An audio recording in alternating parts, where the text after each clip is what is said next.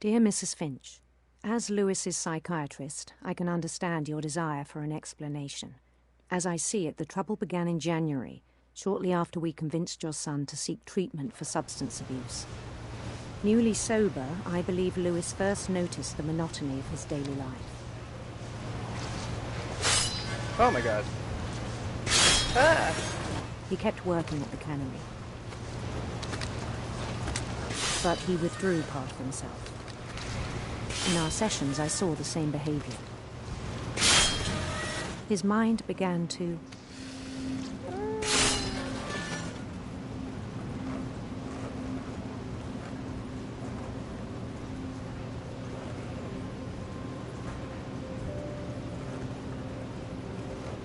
So what? wander. Oh. Oh my god. I asked him to describe it. He said he started small, imagining a labyrinth. He'd feel his way about.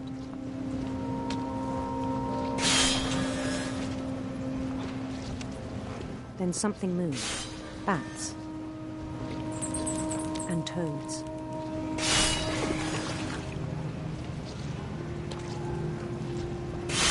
And things that have not names.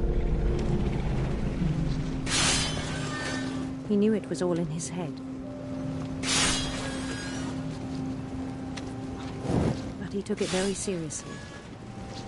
I had hoped he'd find himself.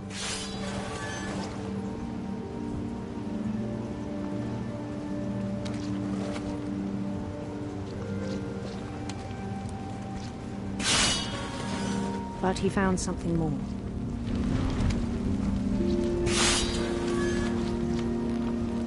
I worried about him then. Daydreaming at the cannery.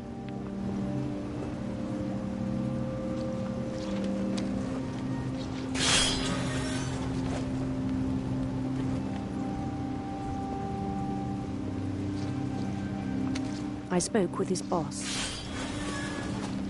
But he said Lewis had become a model employee.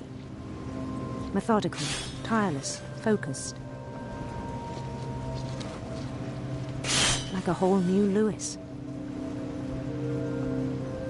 So I let him go on.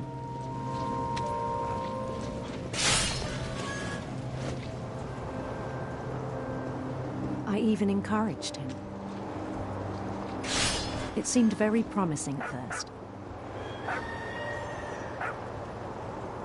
He told me he'd made a new friend.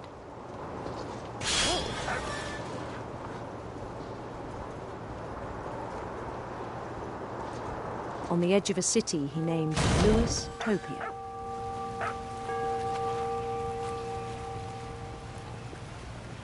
He built the city up slowly, brick by brick.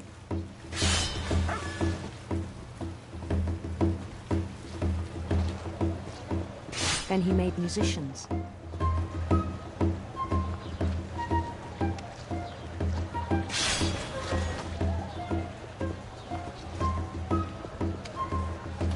And songs for them to play.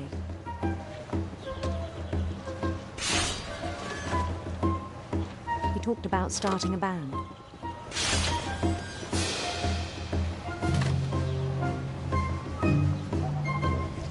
And he was always humming something.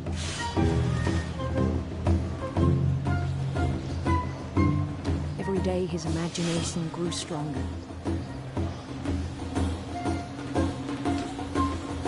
He no longer spoke at the cannery. But his chopping was as reliable as ever.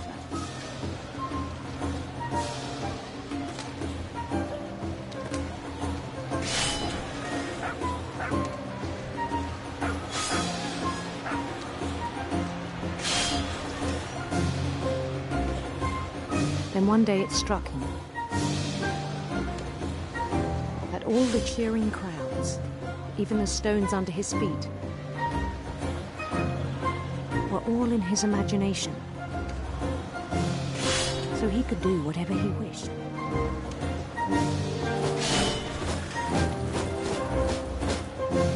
He held an election for mayor.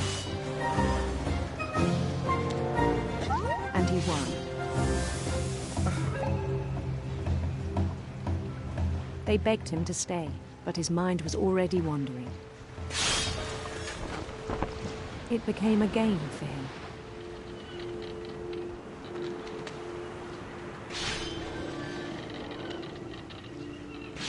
He'd conquer a city, then immediately push on. New Louisville.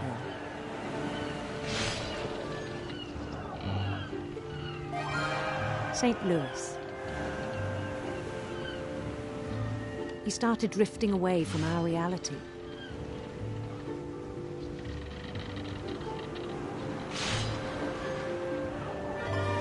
Minneapolis. Until one day he forgot to go home from the cannery. Even as his mother pleaded with him, part of Louis kept sailing on.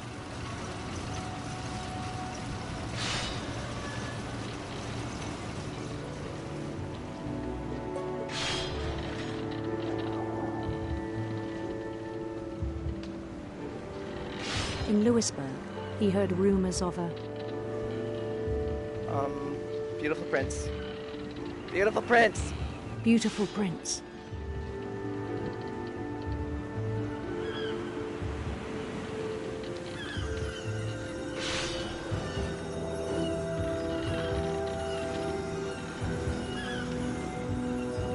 The prince was on his own quest for... I don't know. Reluctant rainbows. Radiant rainbows.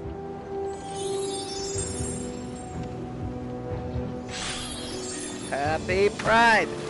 God damn it. I am fucking up these rainbows. He followed the sound of his... Electric sitar.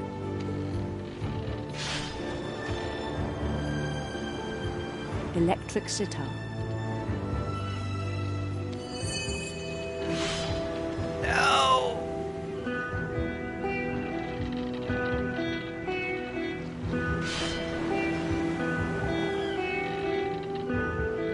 His chase led him to a golden palace east of the sun and west of the moon.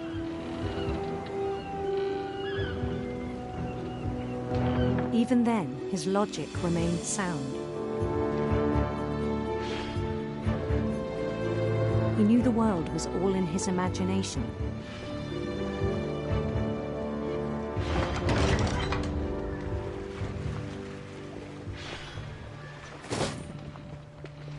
But he was so proud of having created it.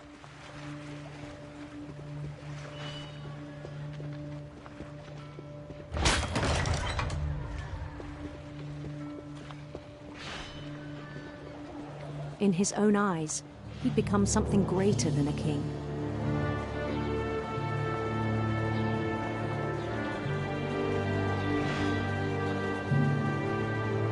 For someone who'd never known success in the real world, I think it was overwhelming.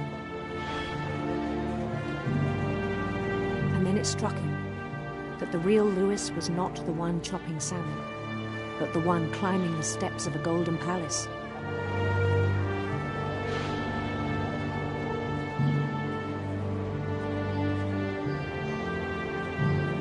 My imagination is as real as my body, he told me.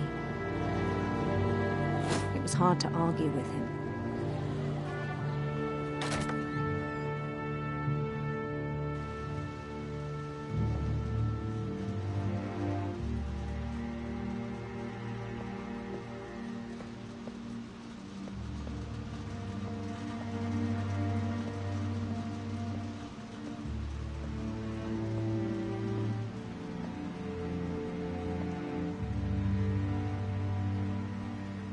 Began to forget the world we know.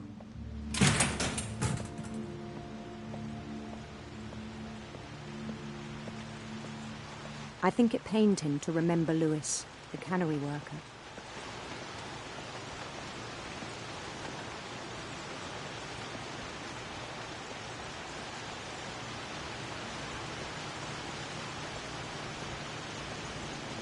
He began to despise the man with a royal contempt.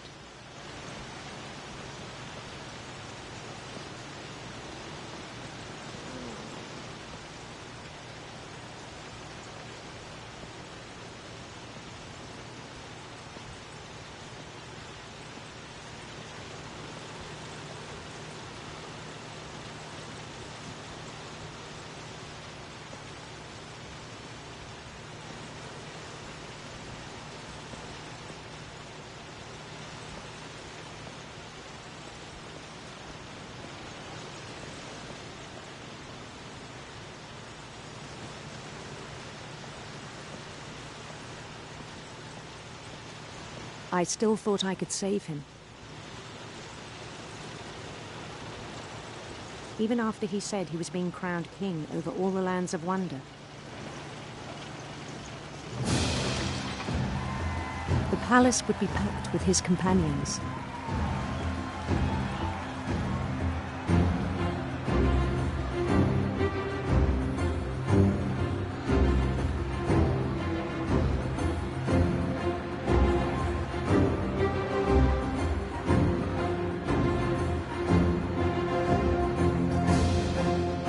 Including the wise Calico who'd insisted on advising him.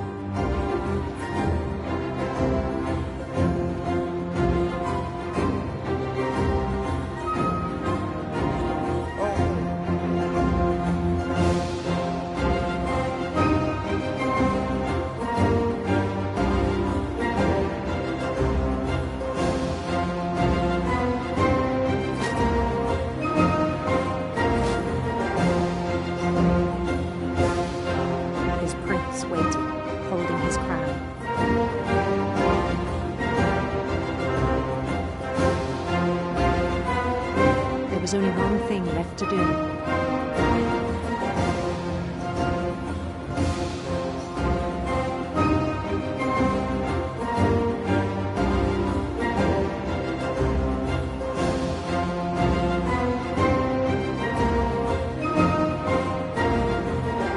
Bend down his head.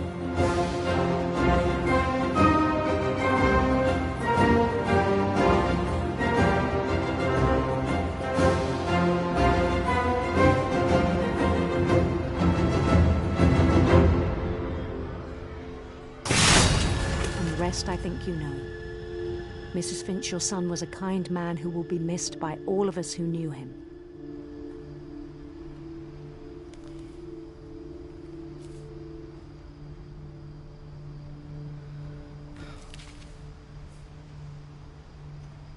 My brother was really cool. I wish you could have met him.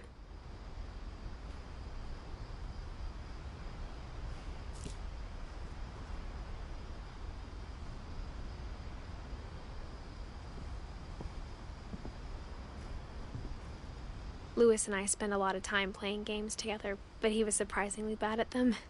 He died a lot.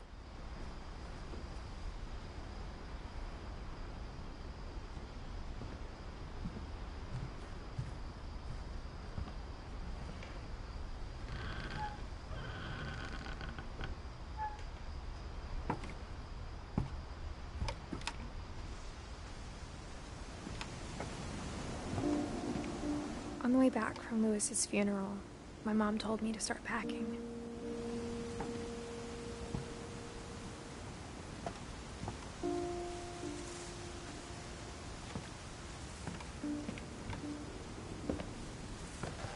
She waited until the day before we left to tell Edie. I'm not sure if she wanted to make it easier or harder.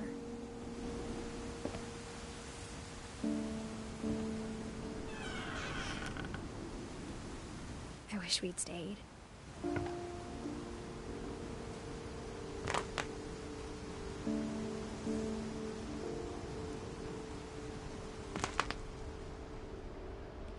But I understand why we left.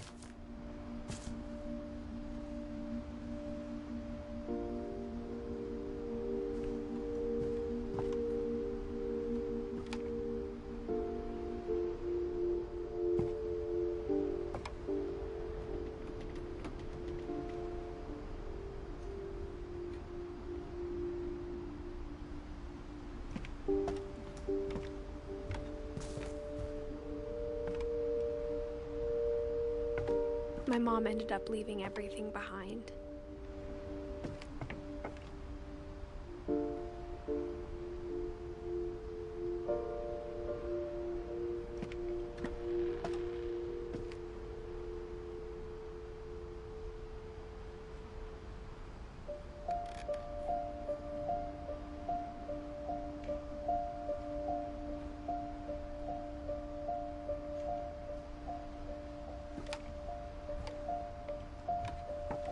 What happened that night had been coming for a long time.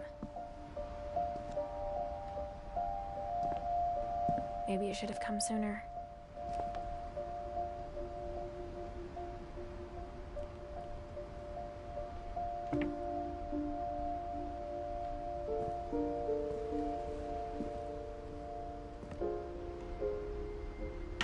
But it had to end one way or another. All that's left now is to tell you about that last night.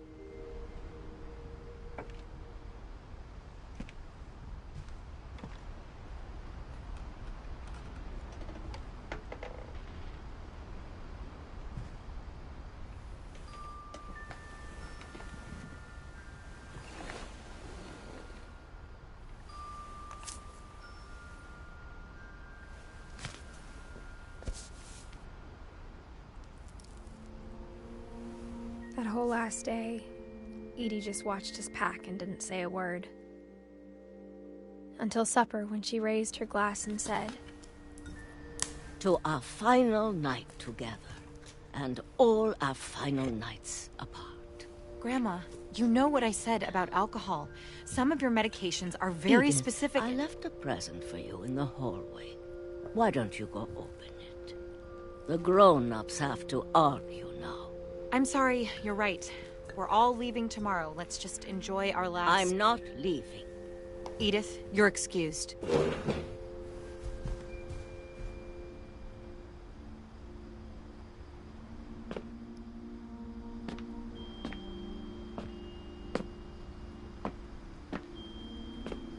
the power had been shut off that morning, but Edie always had plenty of candles.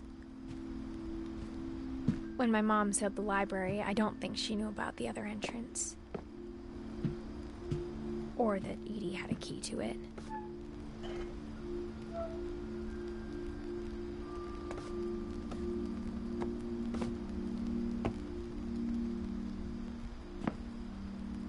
That thing you're afraid of isn't going to end when you leave the house.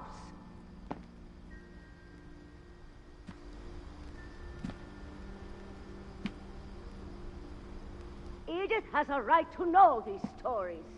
My children are dead because of your stories. I think it's best if Edith and I leave tonight.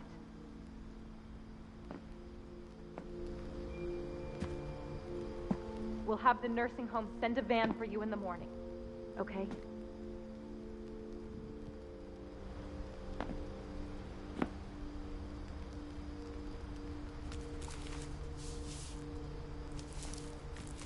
Dear Edith, there's so many stories I wish I could tell you, but there's only time for one. This is about what happened on the night you were born. That night, the tide went way, way out. It was the first and last time I ever saw the old house aground. There'd been an earthquake out in the middle of the ocean. They called it the lowest tide in 1,000 years. God, it smelled awful. You know, I've seen that house every day of my life.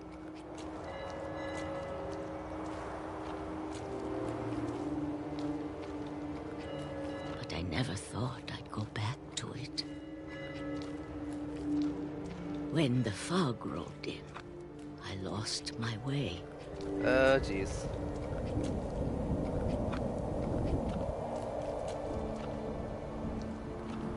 I got turned around.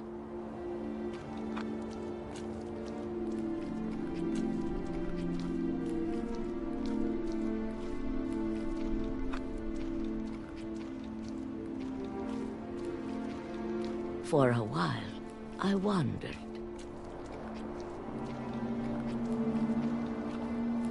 I started seeing things.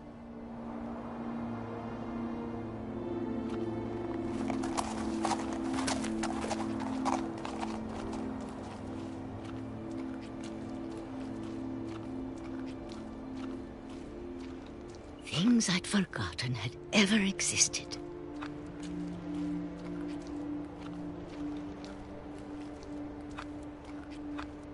But when I saw them, they felt like old friends.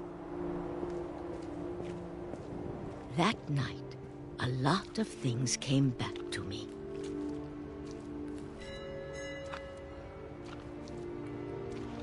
Or maybe I came back to them.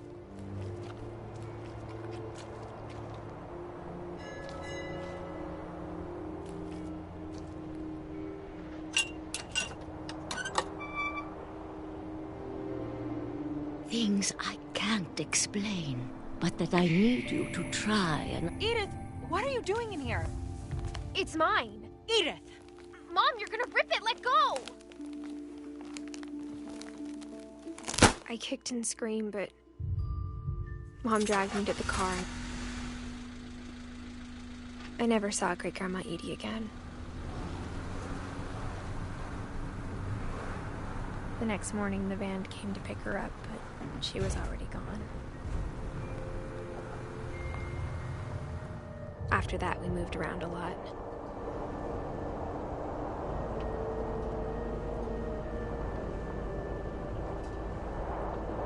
We both tried to make the best of it.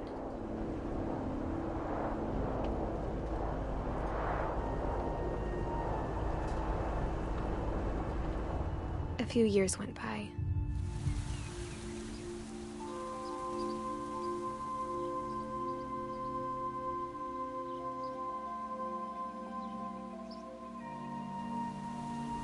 My mom didn't like to talk about it. But she started getting sick a lot.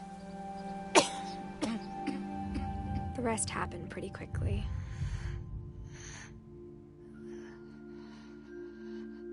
She got better for a while, and then she didn't.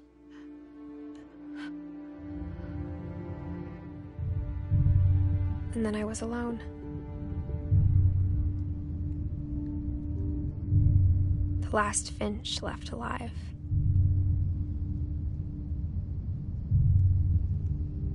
Until I found out about you. I'm still not sure what to tell you about all this. If we lived forever, maybe we'd have time to understand things. But as it is, I think the best we can do is try to open our eyes. And appreciate how strange and brief all of this is.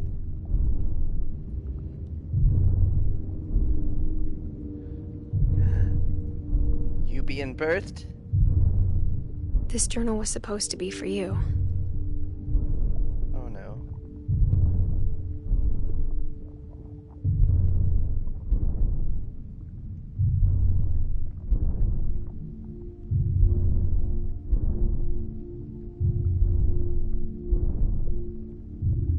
But now I hope you'll never see it. I just want to meet you and tell you all these stories myself. But I guess if you're reading this now,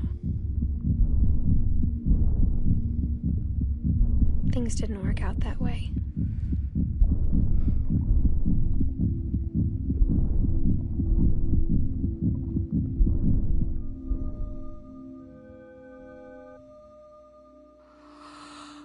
This is where your story begins.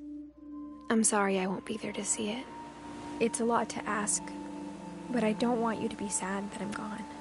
I want you to be amazed that any of us ever had a chance to be here at all. Good luck.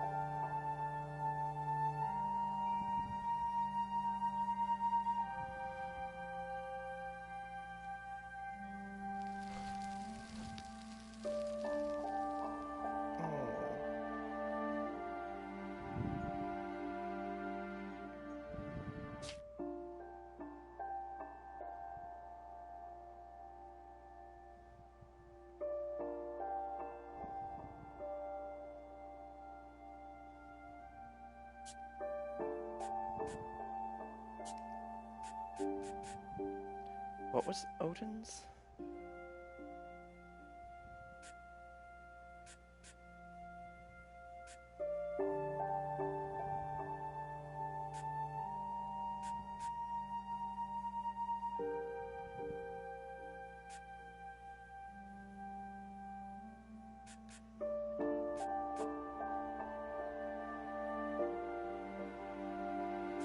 He was just the flip book.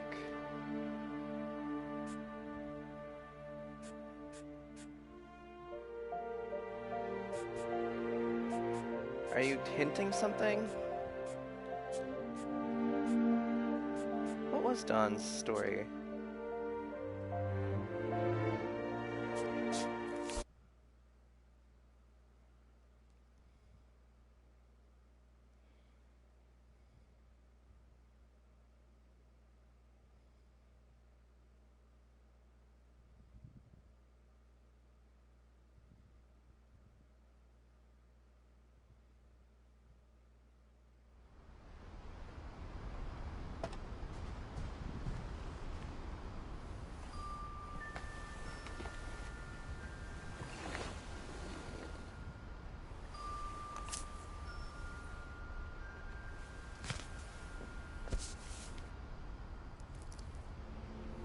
Oh, just overhearing her? Day, Oh, come on, just that's not a watched us story. pack That's and the didn't say a shittiest word. story ever. Goodbye. No. Get out of there. Until supper, when she raised her glass and said, To our final That's night. the shittiest story ever. Okay. What was Odin's, though?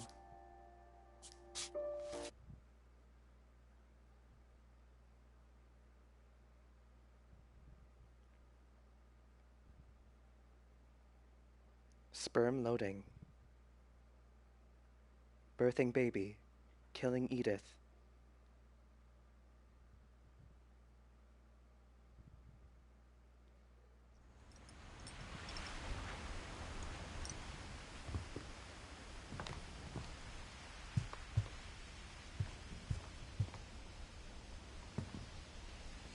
Oh, yeah.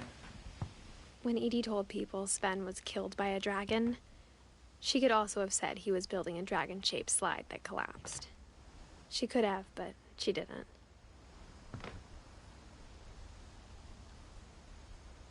Would you bother going into that much detail? Even in her 90s. Sometimes Edie seemed a lot younger than my mother. I remember this, but not like the story fun aspect. The only trace Grandpa Sam's first wife, Kay, left on the house was the pink bathroom.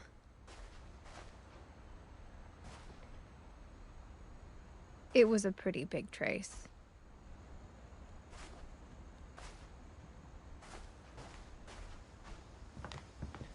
Give us a story, old man.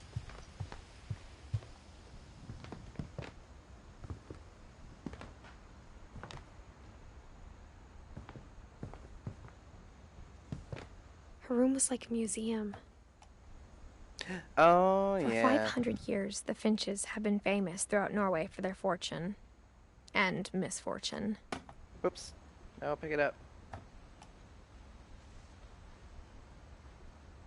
Odin Finch buries the latest victims of the family curse, his wife Ingeborg and their newborn son, Johann. On January 7th, 1937, he set sail with his family and his house, hoping to leave the curse behind. But 40-foot waves off the coast of Washington send the house and Odin to the bottom of the sea. Odin's daughter Edie, with husband Sven and baby Molly, step ashore on their new home, Orcas Island. Odin Finch is the first to be buried in the new family cemetery. His daughter Edie is already dreaming of a new Finch house.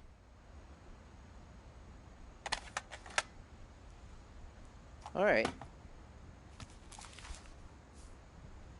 Whatever's wrong with this family, it goes back a long ways. Well, that was fun. I guess that's it.